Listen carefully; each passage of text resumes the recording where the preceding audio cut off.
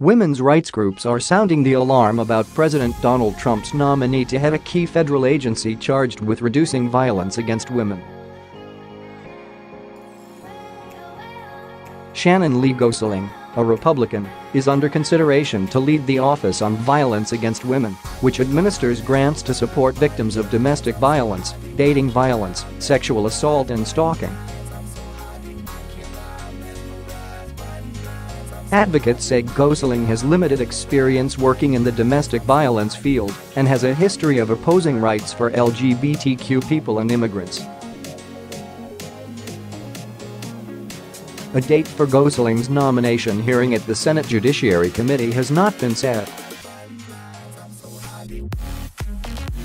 In a statement last year, the White House pointed to Gosling's record as a district attorney in Georgia, where she prosecuted crimes against women and children in the 1990s.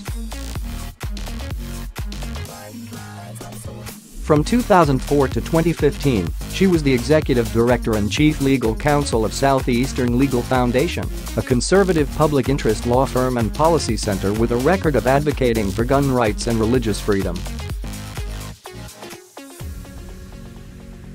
During Gosling's time at Southeastern Legal Foundation, the group filed an amicus brief arguing in favor of same-sex marriage bans and sued the governor of Alabama for offering driver's license exams in languages other than English.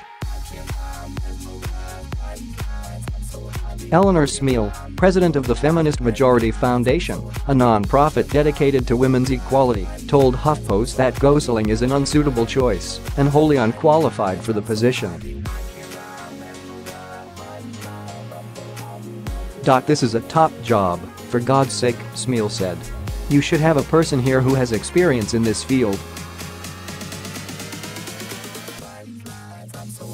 Trump's announcement about Gosling's nomination noted that she previously worked as the director of the Crimes Against Women and Children Prosecution Unit in Atlanta after almost a decade as a state prosecutor. However, her LinkedIn page indicates she only held that position for 9 months.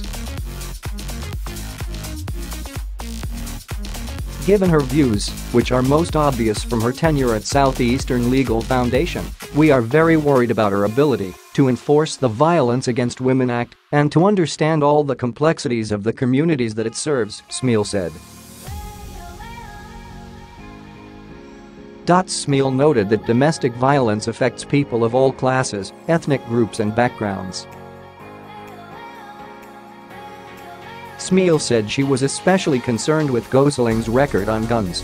In 2008, Gosling authored an amicus brief arguing that firearms help protect women from violent attacks and quoted a researcher who wrote that women who are confronted with a sexual assault are significantly less likely to experience a completed rape if they resist with a weapon. However, Susan Sorensen, a gun violence researcher at the University of Pennsylvania, noted that Gosling's brief relied in part on research that is more than 30 years old. "We have learned a lot about sexual assault and other violence against women in the intervening decades," she said. "The person who is most likely to sexually assault a woman is a man she knows, and resistance takes a different form when it's someone you know."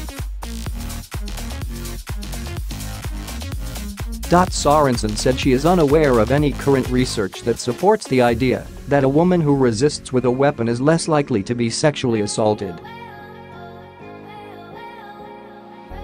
"Some might find it to be an appealing idea, but we don't have any research that supports it," she said. "What we do know is that women who purchase a handgun are more likely, in the days, weeks, months and years afterwards, to be the victim of homicide and suicide." Guns are, indeed, known to make domestic violence incidents more deadly.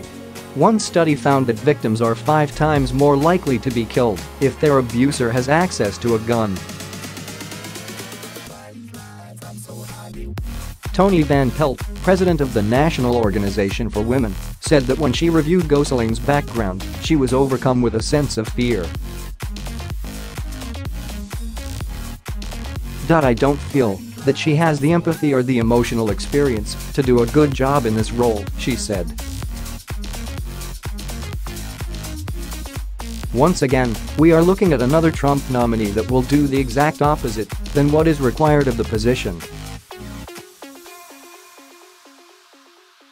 In addition to distributing grants, the Office on Violence Against Women is meant to give victims a voice on the national stage, said Richard Gels, professor of social policy at the University of Pennsylvania. That is not an exceptionally high priority of this administration, he said.